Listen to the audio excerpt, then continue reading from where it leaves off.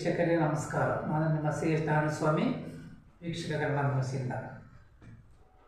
ಪ್ರಿಯ ವೀಕ್ಷಕರೇ, ನಮ್ಮ ಕರ್ನಾಟಕದಲ್ಲಿ ಒಂದೊಂದು ಜಿಲ್ಲೆಯಲ್ಲಿ ಒಂದೊಂದು ಪುಣ್ಯಕ್ಷೇತ್ರಗಳು, ಪ್ರವಾಸಿ ಸ್ಥಾನಗಳು ಕಂಡುಬರ್ತವೆ.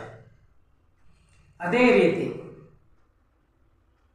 ದಾವಣಗೆರೆ ಜಿಲ್ಲೆಯಲ್ಲಿ ಸಹ ಪ್ರವಾಸಿ ನೋಡ್ತಕ್ಕಂಥ ತಾಣಗಳಿದ್ದಾವೆ.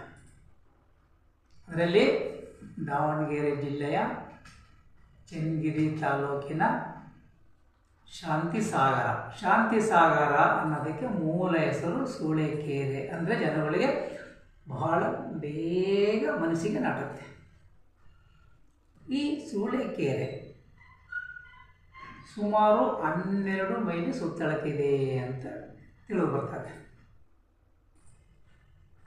ಇಲ್ಲಿ ಮಳೆಗಾಲದಲ್ಲಿ ಈ ಕೆರೆ ತುಂಬಿ ತುಳುಕುತ್ತೆ ಮತ್ತು ಕೋಡಿ ಸಹ ಬೀಳುತ್ತೆ. ಈ ಕೆರೆಯನ್ನು ನಿರ್ಮಿಸಿದವರು ಮಾತ್ರ ಒಬ್ಬ ಮಹಿಳೆ. ಅಯ್ಯಮ್ಮನ ಹಿನ್ನೆಲೆ ಭಾಳ ಇದೆ ಬಿಡಿ, ಆ ಹಿನ್ನೆಲೆ ನಮಗೆ ಬೇಡ. ಇವತ್ತು ಆ ಕೆರೆ ಕಟ್ಟಿಸಿರೋದೇ ಒಂದು ದೊಡ್ಡ ಮಹಿಳೆಯ ಸಾಧನೆ ಅಂತಲೇ ನಾವಿಲ್ಲಿ ಸ್ಮರಿಸಬೇಕಾಗಿದೆ. ನೋಡಿ, ಈ ಕೆರೆ ಒಂದು ಚಿಕ್ಕ ಅಣೆಕಟ್ಟನ್ನು ಜ್ಞಾಪಕ ತರುತ್ತೆ. ಆಮೇಲೆ ಇದು ಚಿತ್ರದುರ್ಗ ಜಿಲ್ಲೆಗೂ ಸಹ ನೀರನ್ನು ಉಣಿಸ್ತಾ ಇದೆ. ಸುತ್ತಮುತ್ತ ಅನೇಕ ಜಮೀನುಗಳಿಗೂ ಸಹ ಇದು ನೀರನ್ನು ಕೊಡ್ತಾ ಇದೆ. ರೈತರಿಗೆ ಅನುಕೂಲ ಆಗ್ತಕ್ಕಂಥ ಕೆಲಸ ಮಾಡ್ತಾ ಇದೆ. ಈ ಕೆರೆ ನೋಡಲಿಕ್ಕೆ ನಿಜಕ್ಕೂ ಅನೇಕ ಪ್ರವಾಸಿಗರು ಇಲ್ಲಿಗೆ ಬರ್ತಾರೆ.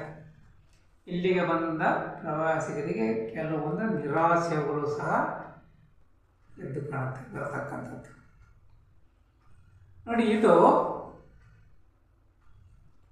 ಪ್ರವಾಸೋದ್ಯಮ ಇಲಾಖೆಗೆ ಸಂಬಂಧಪಟ್ಟತಕ್ಕಂಥ ಕೆರೆ. ಇದು ಪ್ರವಾಸೋದ್ಯಮ ಇಲಾಖೆ ಎಷ್ಟರ ಮಟ್ಟಿಗೆ ಅಭಿವೃದ್ಧಿ ಕಂಡಿದೆ ಅನ್ನೋದನ್ನು ಮಾಡಿದೆ ಅನ್ನೋದನ್ನು ಕಾಣ್ಬೋದಾಗಿದೆ.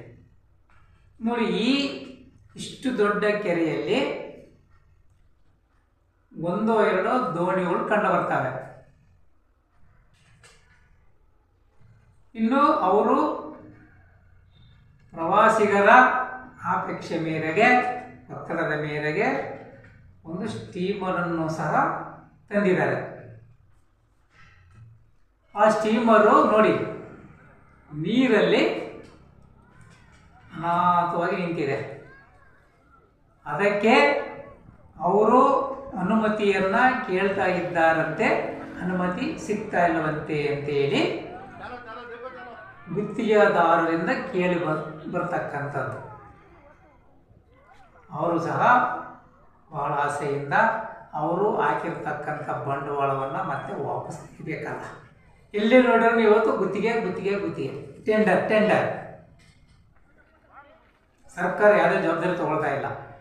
ಯಾಕಂದರೆ ಒಂದು ನಗರಸಭೆ ಜಗತ್ತಿ ಅನ್ನೋದಕ್ಕೂ ಕೂಡ ಅದು ಟೆಂಡರ್. ಯಾಕಂದರೆ ಅವರೊಬ್ಬರು ನೇಮಿಸಿದರೆ ಬೇಕಾದಷ್ಟು ಅಮೌಂಟ್ ಬರ್ತದೆ. ಈಗ ಆಗೋಗ್ಬಿಟ್ಟಿದೆಲ್ಲ ಖಾಸಗಿ ಆಗೋಗ್ಬಿಟ್ಟಿದೆ. ಅದು ಏನೇ ಇರಲಿ, ಪ್ರವಾಸಿಗರಿಗೆ ಇಲ್ಲಿ ಸಮಾಧಾನಕರಾಗತಕ್ಕಂಥ ಒಂದು ಒಳ್ಳೆ ಪಾರ್ಕ್ ಕಂಡು ಬರಲ್ಲ.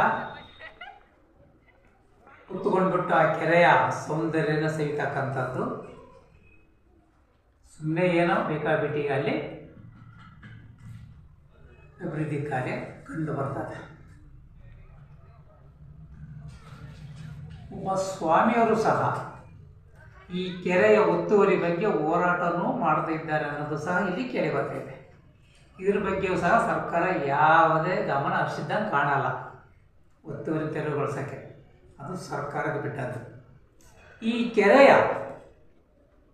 ಸೌಂದರ್ಯಕ್ಕೋಸ್ಕರ ಇಲ್ಲಿ ಅನೇಕ ಕಾಮಗಾರಿಗಳು ನಡೀಬೇಕಾಗಿದೆ, ಅಭಿವೃದ್ಧಿ ಕಾರ್ಯಗಳು ಕಂಡು ಬರಬೇಕಾಗಿದೆ. ಅದರಲ್ಲಿನೂ ಇಲ್ಲಿ ಬಂದಂಥ ಪ್ರವಾಸಿಗರಿಗೆ ಕೆಲವರಿಗೆ ನೀರಲ್ಲಿ ಹೋಗೋದಂದರೆ ಬಹಳ ಆಸೆ ಇರುತ್ತೆ. ಅದರಿಂದ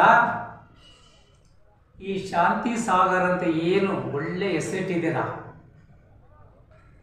ಆ ಶಾಂತಿ ಸಾಗರವನ್ನು ಬಹಳ ಅದ್ದೂರಿಯಾಗಿ ಅಭಿವೃದ್ಧಿ ಮಾಡಬೇಕಾಗಿರೋದು ಪ್ರವಾಸೋದ್ಯಮ ಇಲಾಖೆ ಜವಾಬ್ದಾರಿ ಮತ್ತು ಅದರ ಹೊಣೆ ಹೊತ್ತಂಥ ಸಚಿವರು ಗಮನಿಸಬೇಕಾಗಿದೆ.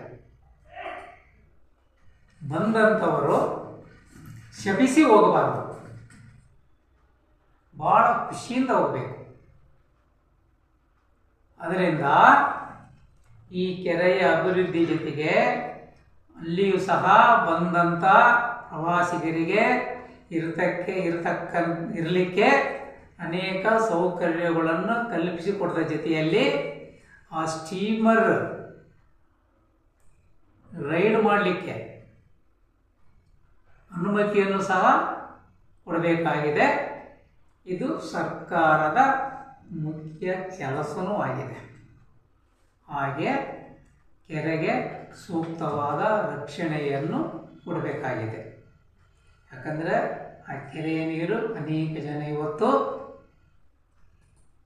ಕುಡಿತಕ್ಕಂಥ ಅವಕಾಶವೂ ಸಿಕ್ಕಿದೆ. ಭಾಳ ಕಡೆ ಆ ಶಾಂತಿಸಾಗರ ನೀರು ಕುಡಿಲಿಕ್ಕೆ ಸಪ್ಲೈ ಕೊಡ್ತಾ ಇದ್ದಾರೆ. ಅದರಿಂದ ಇಂಥ ಕೆರೆಗೆ ಅಭಿವೃದ್ಧಿ ಮತ್ತು ಸೂಕ್ತ ರಕ್ಷಣೆ ಕೊಡೋದು ಪ್ರವಾಸೋದ್ಯಮ ಇಲಾಖೆಯ ಸಚಿವರಿಗೆ ಜವಾಬ್ದಾರಿ ಇರತಕ್ಕಂಥದ್ದು.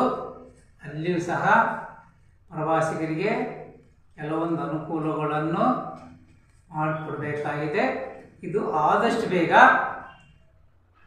ಸಚಿವರು ಇದರ ಬಗ್ಗೆ ಗಮನ ಹರಿಸ್ತಾರೆ ಅನ್ನೋದನ್ನು ಕಾದು ನೋಡಬೇಕಾಗಿದೆ. ಜೈ ಹಿಂದ್, ಜೈ ಕರ್ನಾಟಕ. ಪ್ರಿಯ ವೀಕ್ಷಕರೇ, ನಮ್ಮ ಚಾನಲ್ ನಿಮಗೆ ಇಷ್ಟವಾದಲ್ಲಿ ಲೈಕ್ ಮಾಡಿ, ಸಬ್ಸ್ಕ್ರೈಬ್ ಮಾಡಿ, ಶೇರ್ ಮಾಡಿ. ಪ್ರಿಯ ವೀಕ್ಷಕರಿಗೆ ಯಾವುದೇ ಸಮಸ್ಯೆ ಇದ್ದರೂ ಧೈರ್ಯವಾಗಿ ಬಂದು ನಮ್ಮಲ್ಲಿ ಹೇಳ್ಕೋಬಹುದಾಗಿದೆ. ನಮಸ್ಕಾರ.